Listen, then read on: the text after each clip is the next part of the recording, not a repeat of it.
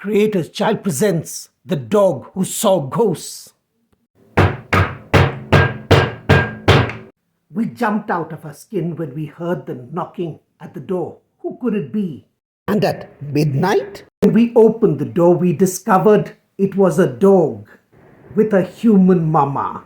But why had they come at such an hour?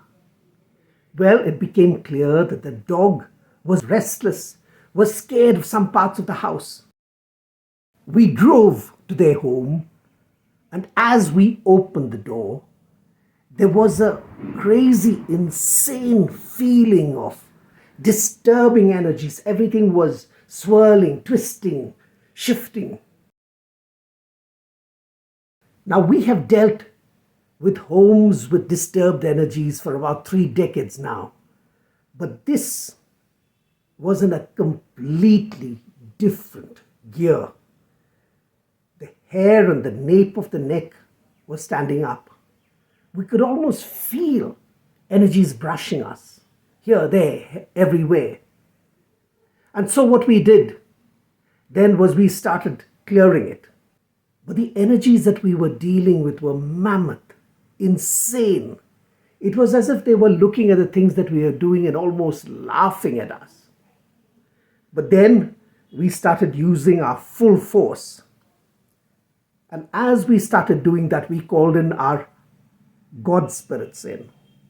And as we started using the full ferocity of our being, things started clearing. And a numerous shade-like creatures began to leave and flee. And that's when we saw 3 titanic beings.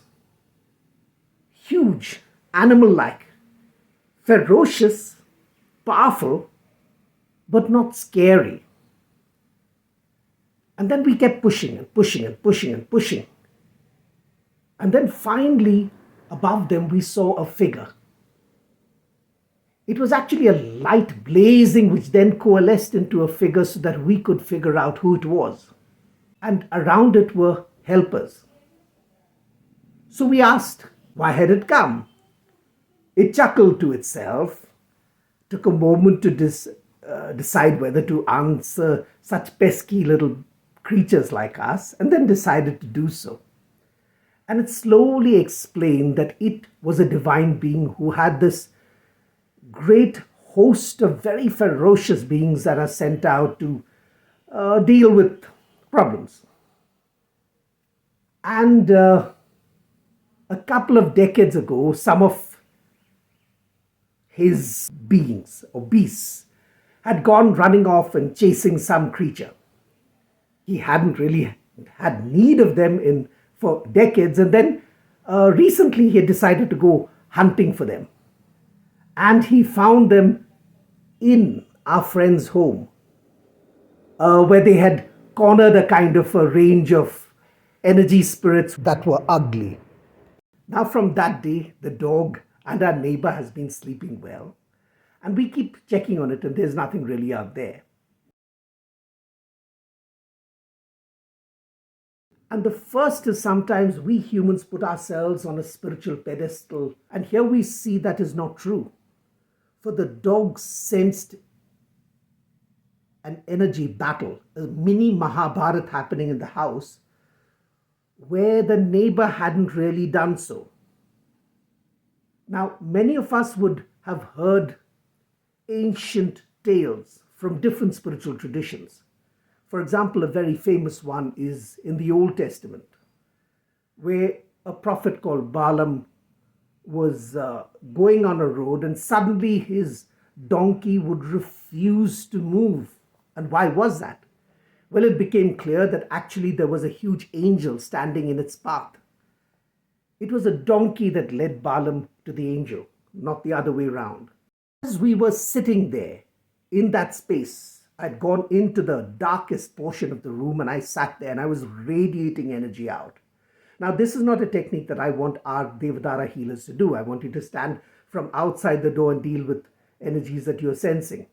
But I did the reverse. I went into the hotbed of the energy, and I was just radiating energy and blazing out and scattering them.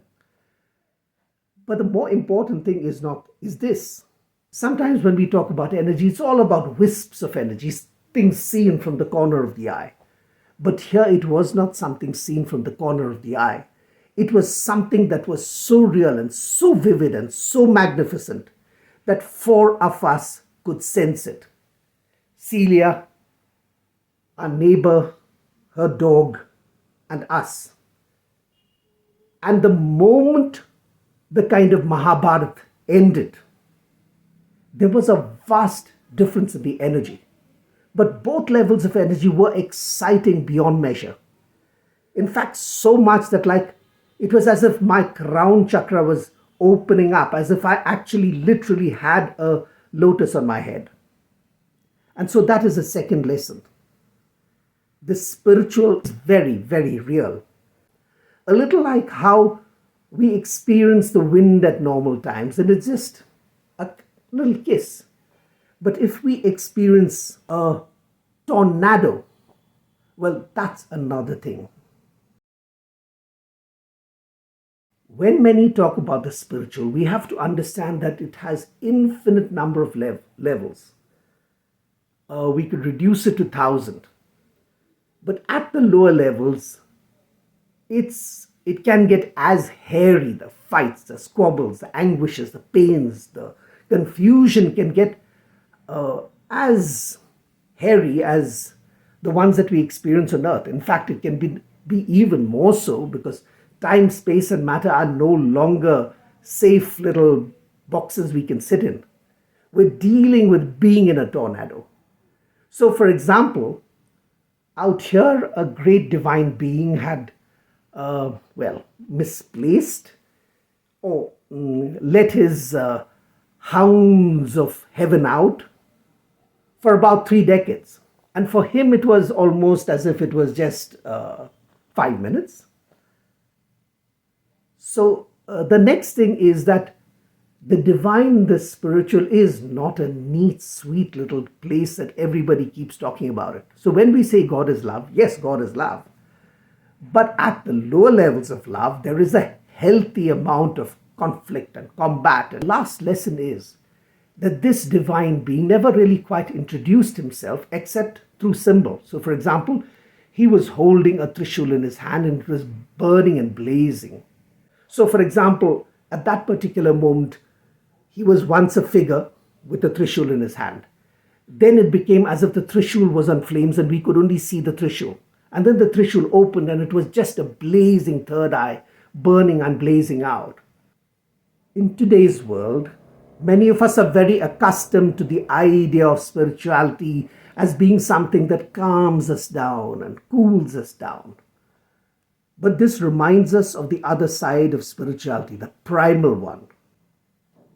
And this reveals a God who is powerful, who is explosive, who sends ferocious beings out to do great good, but not necessarily in a kind way, but in a ferociously active way. The divine is real. And for us, personally, it was extremely exciting. For as we have been dealing with the spiritual and spiritual forces for 3-4 decades now.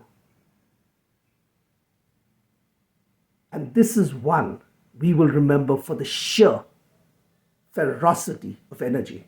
It woke us up again to the reality and the power and the majesty of the divine. Thank you for subscribing to our channel, visiting creatorschild.com, and growing with God.